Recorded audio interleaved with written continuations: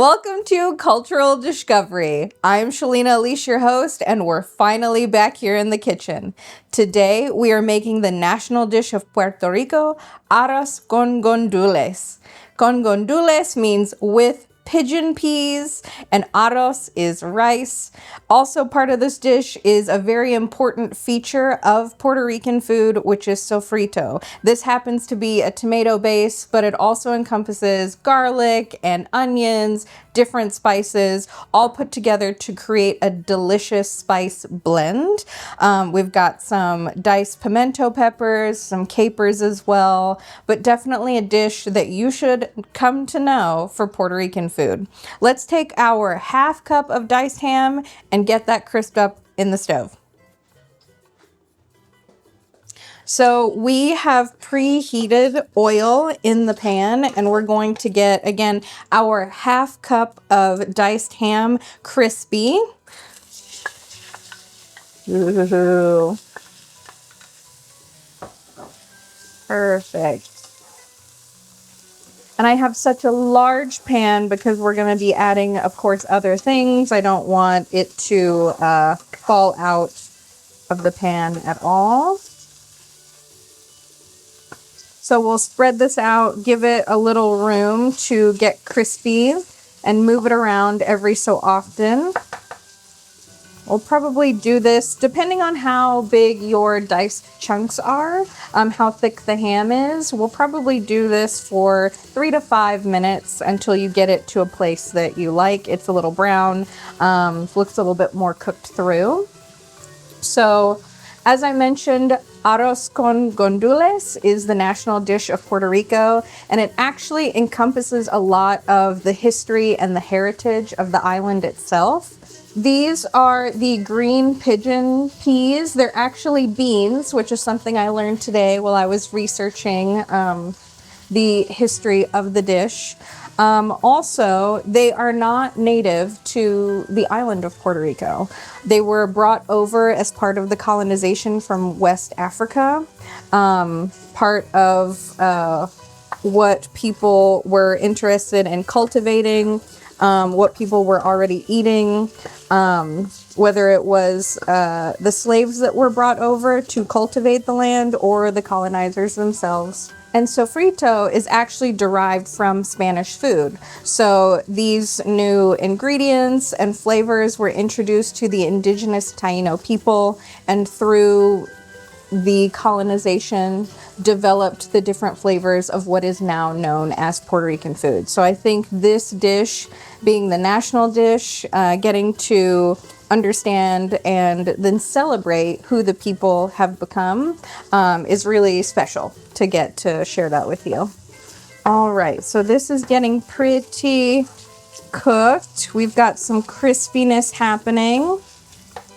All right, so probably one of my favorite parts to make this are the spices and ingredients that come up next. So in this dish, I have here 2 tablespoons of the diced pimento peppers, and then 2 tablespoons of the capers. The capers are really briny and give a nice bright flavor to all of this. And then we are also going to put, it called for 1 whole bay leaf, but I was at the end of my bay leaf bottle and I really don't want these pieces to go to waste, so forgive that it's not 1 piece of bay leaf. We do have 1 cube of chicken bouillon that's been crumbled up in there. We have 1 teaspoon of adobo, which is also signature to Puerto Rican and Hispanic cooking in general. And then also 2 tablespoons of sazon, also important to this style of cooking. And again, one of our star features, sofrito. So you'll see this here. You can make this fresh yourself, but I think it's, your first time cooking the recipe, and then also just to make it easier, more convenient to do this maybe on a weekday if you don't have that much time, is to go ahead and get a jar of the sofrito. So what we're going to do is we're going to let those flavors meld and cook together.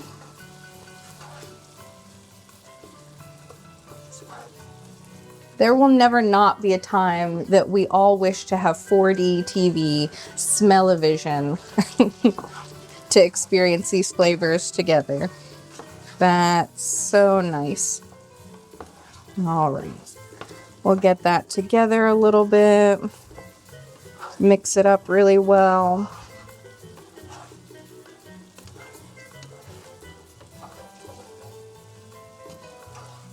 Nice. Okay.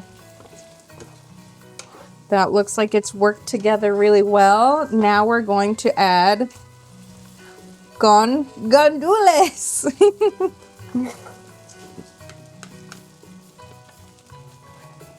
And as you see, I had them in a strainer. They're above a little bowl because we're actually reserving the liquid from these canned peas. So just take a note of that. This is 1 can of gandules, or you can also find them as green pigeon peas.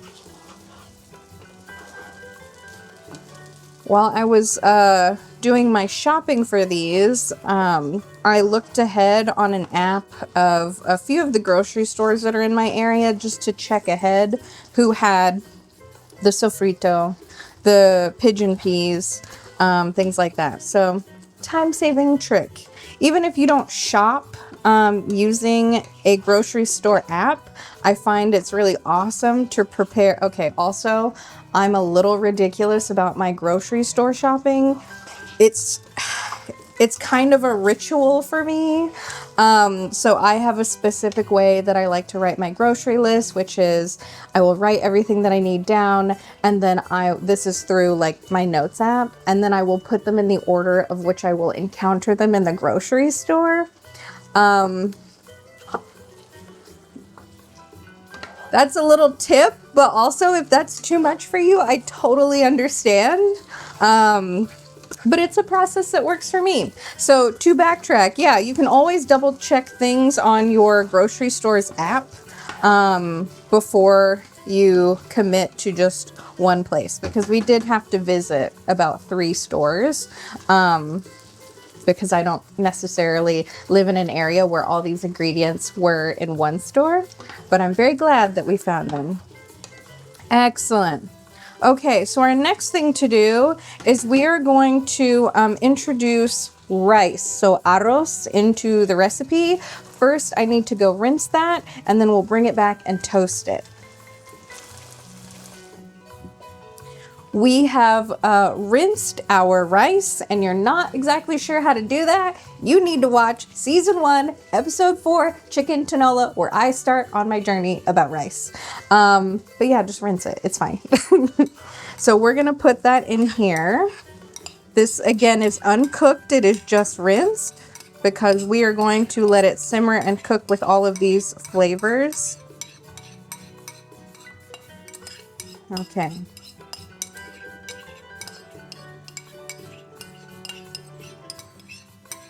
Excellent. Okay. All of that is out of there.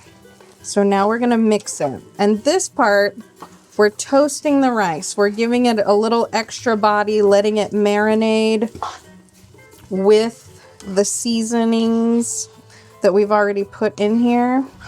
So probably just stir it around until you feel like all of it has been colored by those spices. There we are.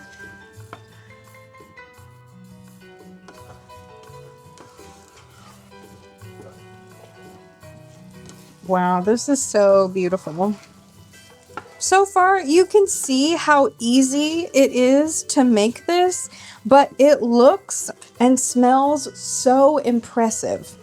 While this marinades, melds together, toasts the rice, let me tell you something really cool that I found out.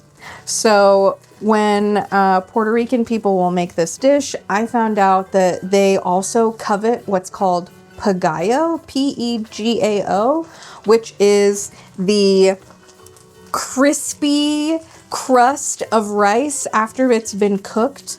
So, you know, sometimes we think here in America, if you've got like a crispy bottom to rice, you're like, oh no, it's cooked too much. Actually, that's also a coveted thing in the Philippines. And if I recall correctly, it's called Titong, T-I-T-O-N-G. Regardless of what it's called, I've also mentioned this probably in the chicken tinola episode, that is one of my mother's favorite parts. She loves it to be crispy and hard on the bottom. In both Filipino and Puerto Rican culture, I think actually in several other, or just in Asia in general, it's very important. It's considered a delicacy. So with this recipe, what I learned is if you get that hard crispy crust, if that's something that you want to achieve, it's usually served alongside of this to be eaten, you know, just different texturally. Of course, it's going to have those beautiful flavors, but it will probably be, I would say, a little bit smokier. But I found that very interesting. So there's another way. I'll probably make this for my mom so she can have crispy rice and not just crispy white rice. This is looking excellent. So we've toasted the rice. It looks like, you know, whatever water was left over from the rinsing has evaporated. It's pretty toasty and ready for some liquid to finish cooking. The rest of that liquid is going to be from the Gandules. And I know I keep saying with the green pigeon teeth, so Gandules. So we'll stir in a little bit of that. And then we also have a 1.5 cups of water. So we'll add that in there. So at this point, we're going to mix everything together and then we'll give it a taste. So if you've never had sazon or adobo, so this is adobo. The red one is with pepper, con pimienta. And then there will be a blue one that I believe is sin pimienta. So without pepper. You can have it either way. You'll just want to adjust accordingly if you're using this with other things. This is super versatile, all-purpose seasoning. Sometimes I just sprinkle it on chicken and put the chicken in the air fryer and it's delicious. I love it. And then sazon, this is used for a lot of different things as well. They come in these cute little packets. Kind of looks like yeast a little bit. Yeast packets, not the yeast itself. But it took one of these packets and a half, so 2 teaspoons of sazon, 1 teaspoon of adobo, and they can be a little bit salty. So can't we all? They can be a little bit salty. So before we add any other salt and pepper, we want to go ahead and taste this to see what is happening.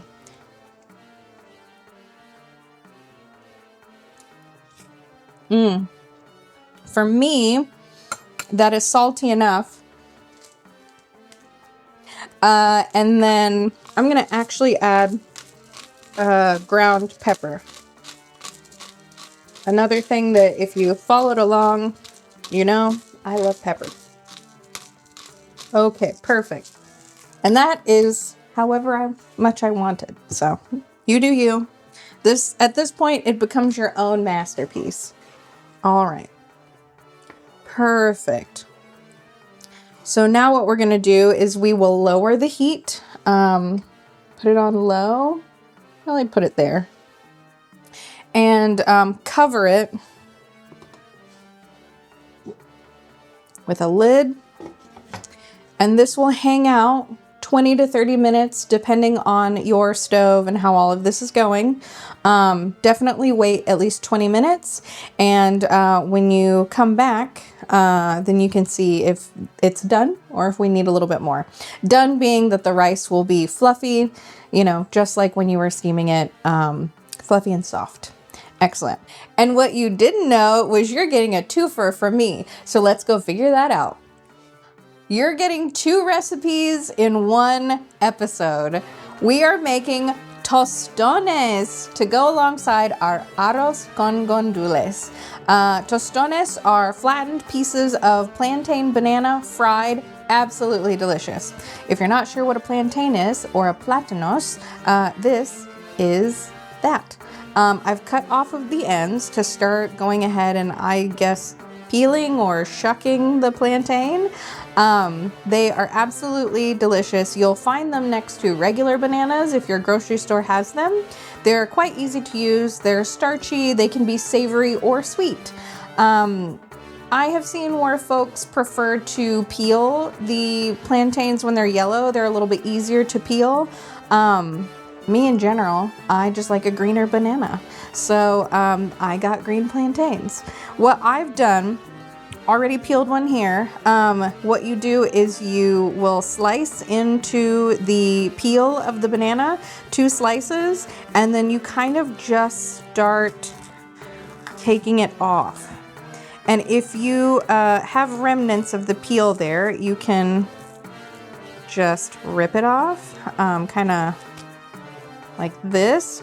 Don't worry about that because you can go back in with your knife. It's kind of like peeling a potato, but with the skin of a banana. So we have this here. And this one is giving me a little bit more trouble than the one I did off camera. So come along on this journey with me. Sometimes folks will also peel plantains underwater. They feel that it helps them with taking off the peel. I don't really like doing that, but you know, to each their own. Okay. So these little bits here, if you can grasp onto it, great. If not, then we will just use the knife and take it off. And you may not be able to see it on the camera, but I see that there's still some film of the husk here. So I'm going to take that off with this as well. Perfect. And then this. So whatever you feel like you need to take off of the banana, you can go ahead and do that. Perfect. Now we're going to cut. The way I've seen it done, and mostly I've done, is you cut it at a slight angle. You leave these kind of thick, I'm gonna say, what is that, an inch? And then maybe an angle, like this.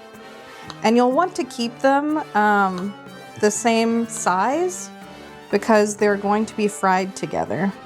So we are going to heat up 1/4 to 1/2 inch of oil in a pan and do the first step because these are double fried. We've cut up our plantain and we have in this pan heating up some oil. This is a crucial part really for frying anything, but you want to make sure not to get your oil too hot. And now we just place the plantains into the oil for their first fry.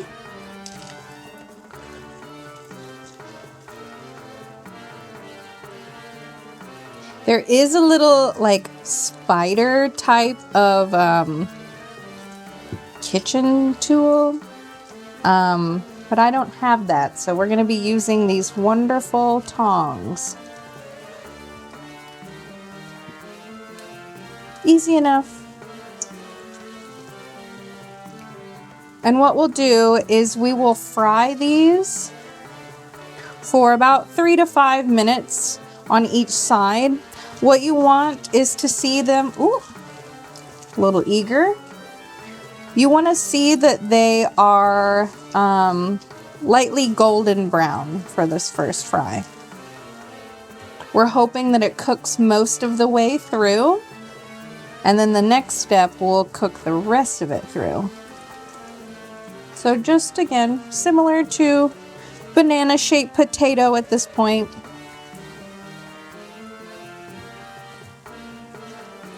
I'm going to put some of these thicker pieces a little bit thicker in the middle since that's where most of the heat source is.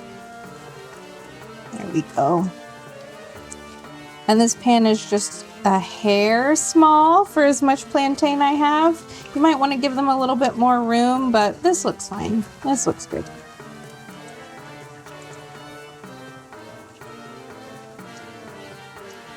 Don't get distracted. Keep an eagle eye on these.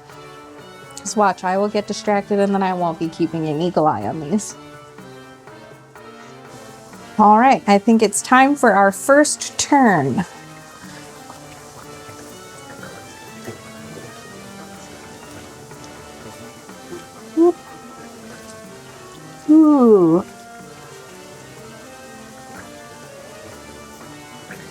It's very pretty.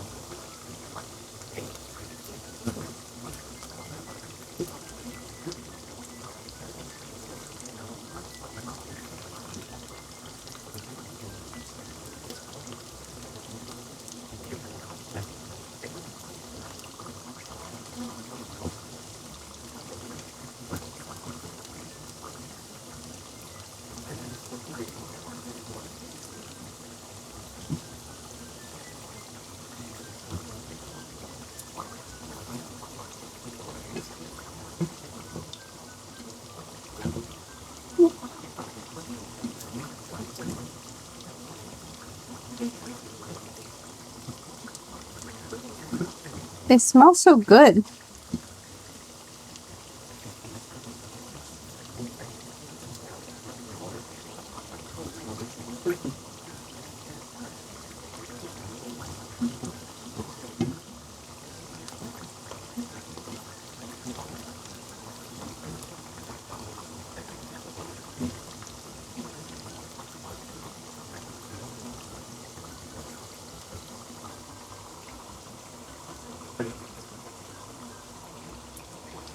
Cooking like this and trying out different flavors and foods from other cultures and countries really reminds me why I love to cook at home, because it feels like I'm immersing myself into that culture. I might not be visiting that country, but I'm getting to experience a little bit of what they have to offer.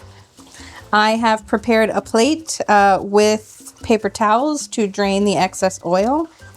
I'm actually going to take this oil or turn it off of the heat for right now, because the next step might take a little bit of time. And again, we don't want to get the oil too hot. We'll reuse this. We just don't want it to be too hot when we go into the next phase.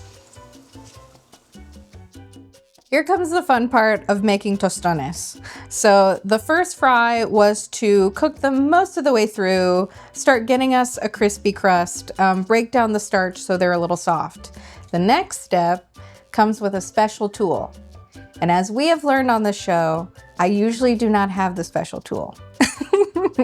So I'm going to show you the way that if you don't have the tool, how we're going to get to it.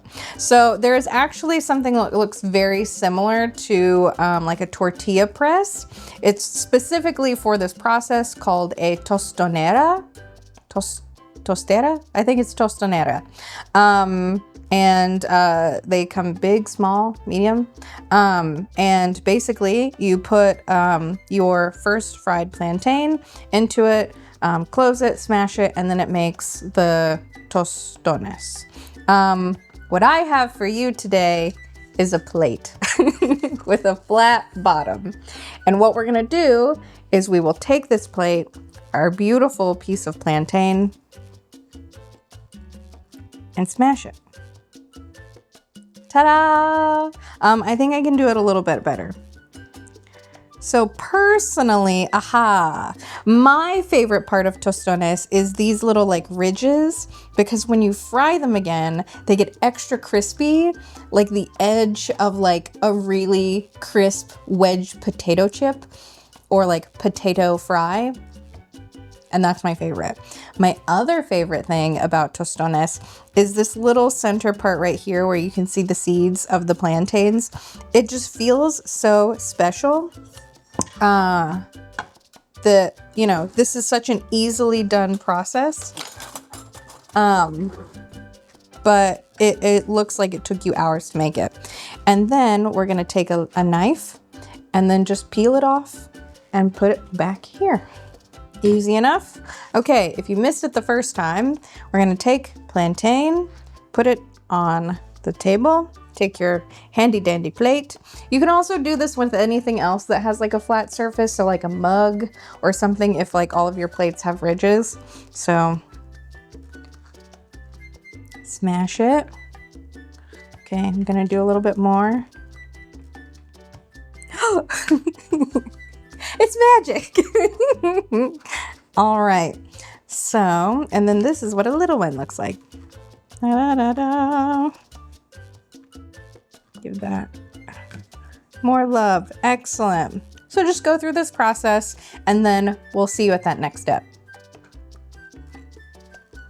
Now we're gonna do our second fry.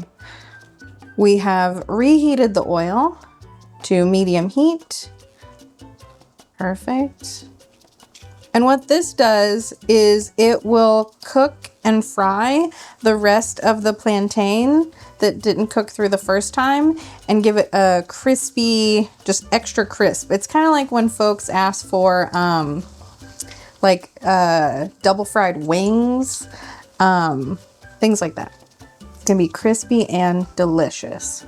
This, of course, we're not gonna be able to fit all of them in at once because now they've got a little bit more surface area. So just put in as many as you can fit in and then fry them in batches.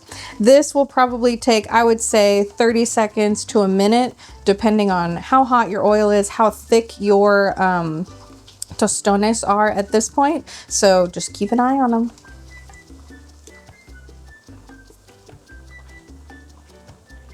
All right, these look great and they look ready to come out. So I've put a little extra paper towel to absorb the oil.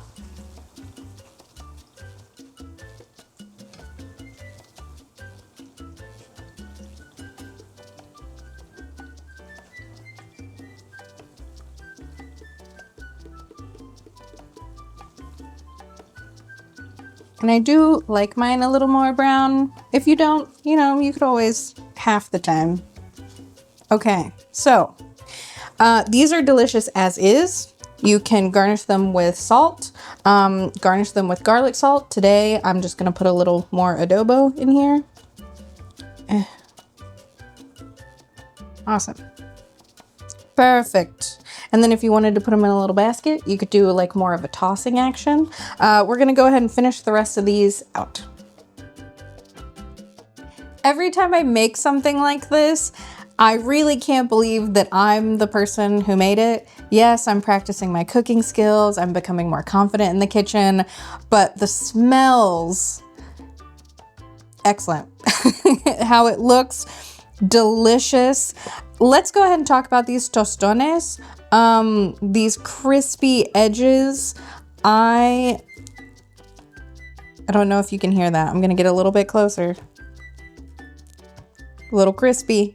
That's perfect. These adorable little dots in the middle.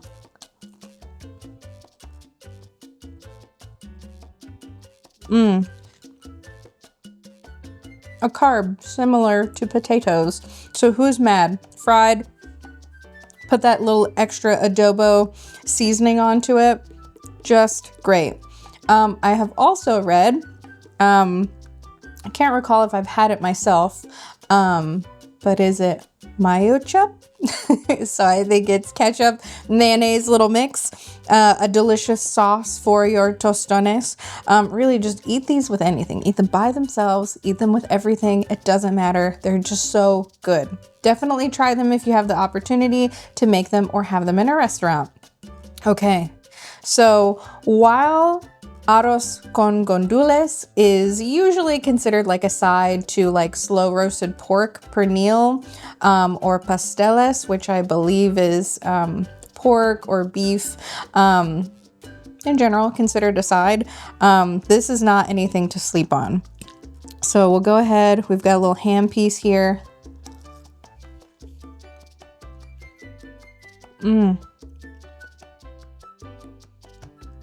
Explosion of flavor. It kind of just smacks you in the mouth and says, hey, I'm here. I'm delicious. It's It's all of those things together. The sofrito does most of that heavy lifting. That's where a lot of this color and the sazon is coming from. And then it's a little salty from all of those ingredients as well. So aromatic and herby, and they meld so well together that you can't pinpoint what is happening. The only reason I know is because I made it. And then these little beans. They're just the perfect size. They're smaller than like black-eyed peas. So that gives you a really good texture mix against the fluffy rice. And then also the chew of the pork. And then the capers come in as a little extra salty surprise. I am never disappointed in this dish. You would never suspect how easy this was to make from tasting it. It's so complex, but you really saw how easy it was to make. So I challenge you to make this at home, whether you've had it or not. Now you know how to find the ingredients, what to do. And then if you do make this, if you've got a family recipe, any variations that you'd like to share with me, how you share these over the holidays, I would love to hear from you. This season has taken us all over almost America. We did a Florida and then Arizona, but I hope you have enjoyed a couple of the new things that we're trying out, that we're here to make food with you, build our confidence in the kitchen, but really just explore cultures through food. I've really enjoyed getting to know these people along the way. I hope you have too. I hope you visit any of them that you can. And definitely let me know if there's anyone that you would like for me to visit, or any recipes or cookbooks that you would like for me to try. Thank you so much. You watching the episodes really means so much to me, and I can't wait to show you what's up for next season. Bye.